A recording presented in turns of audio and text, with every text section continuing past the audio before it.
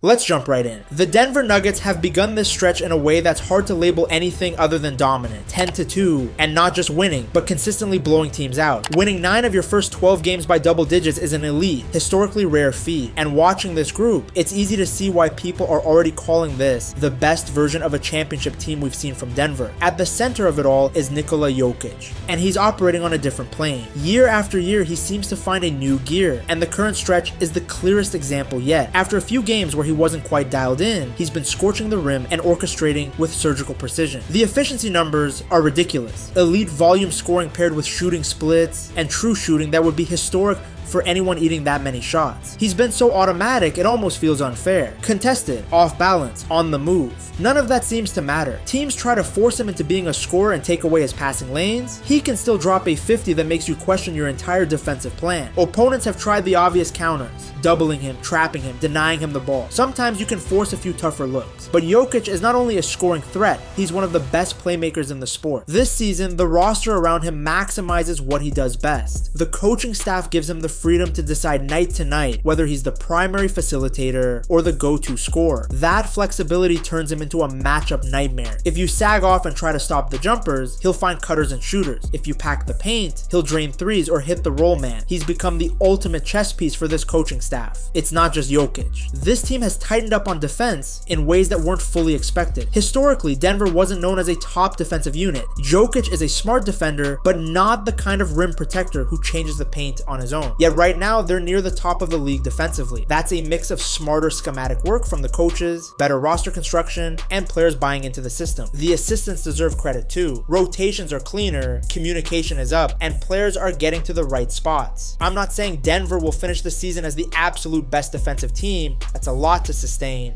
But what they're doing is far from a fluke. Combine an elite offense with a top-tier defense, and you're not just good, you're a legit title favorite. Offensively, they're elite. The net rating is off the charts. If this holds, we're looking at single season numbers that would sit among the best in modern history. Small sample caveats apply. Yeah, it's early, but the consistency and margin of victory suggest this is more sustainable than random luck. The offense leans on spacing, elite ball movement, and Jokic's ability to read coverages. That creates open looks for shooters and drivers, and when shots fall, blowouts happen. Jamal Murray has been excellent, averaging around 22 points per night and continuing to evolve as a playmaker. Every year, he looks less like just a spark plug scorer and more like a complete offensive creator. When his shot is on, he's lethal. When it's not, his decision making and movement still create clean opportunities for teammates. With Christian Braun sidelined for a few weeks due to an ankle issue, Murray may be asked to do a bit more, and history says he can. When Murray elevates, the Jokic-Murray pick and roll duo becomes one of the toughest two-man packages in the league. Aaron Gordon has morphed into something different than many expected. He's become one of the team's most reliable shooters. Gordon's three-point volume makes him a real spacing force around Jokic, and he's doing it efficiently. To see the player who once struggled with consistent perimeter offense now flirting with elite shooting splits is impressive and changes how opponents must guard Denver. The offseason additions deserve mention. Tim Hardaway Jr. has been the floor-stretching shooter they were missing. Getting looks from a passer like Jokic has been exactly what his game needs. Bruce Brown provides defensive toughness and versatile bench scoring. Even some role players who weren't widely heralded have given Denver stability when the starters rest, scoring 8 to 9 points with solid rebounding and efficiency. The team looks like it can survive and even thrive with Jokic off the floor in ways past Nuggets teams could not. That depth matters across a long season and through the attrition of playoffs. There's one acquisition that's underperformed so far: Cam Johnson. The expectation was that he would be the clutch spacing piece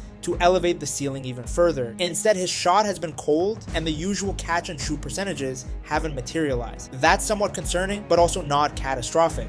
He's getting good looks, which suggests the issue is variance and not a systemic fit problem. Give it some time, shooters with his track record tend to regress to the mean. Christian Braun's shooting struggles and now his injury are additional bumps, but the baseline for this roster is already so high that those problems haven't crippled them. What's genuinely scary for opponents is thinking about how much better the Nuggets could be if those two figures, Cam and Braun, find their form. Right now, the Nuggets are already historic in certain metrics. Add a fully clicking Cam Johnson and a healthy Christian Braun, and you're dealing with a group that could be nearly impossible to stop. As a hypothetical matchup, picture the Nuggets versus the Oklahoma City Thunder later in the year. I'm a Thunder fan, and I'll be honest, this is the scarier matchup for us right now. You've got Jokic playing at an elite level, one of the greatest to ever do it, length paired with Jamal, Gordon, and shooters who are finally operating at capacity. On the other side, the Thunder have Shai Gilgeous-Alexander and a young core that's growing and getting healthier. If both teams are at full strength, that could be a Western Conference Finals series for the ages. Elite defense versus an offense that's climbing, high-level coaching, and two superstar narratives. It would be a must-watch chess match. The Nuggets, to me, look like the best version of a Denver team we've ever observed. This isn't just a hot streak. The blend of elite play from Jokic, improved supporting cast production, and a better defensive identity has real staying power. The biggest unknowns, Cam Johnson's cold stretch and Christian Braun's injury, could swing back the other way and make this group even more dangerous. If you're tracking MVP conversations, Jokic belongs at the top of that list. He's combining volume, efficiency, and playmaking